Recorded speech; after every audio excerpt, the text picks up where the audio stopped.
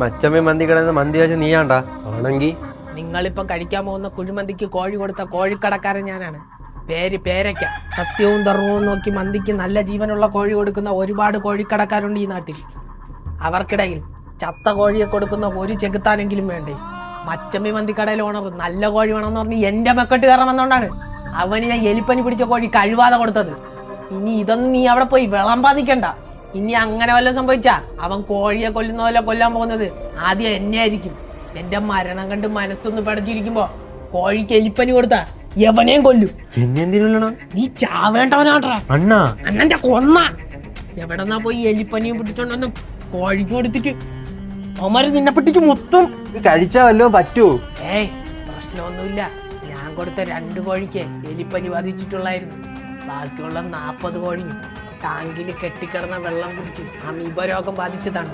അതുകൊണ്ടാണ് ഞാൻ പറഞ്ഞത് വീട്ടിലെ ടാങ്ക് ഇടയ്ക്കിടയ്ക്ക് കഴിവ് വൃത്തിയായി സൂക്ഷിക്കണം.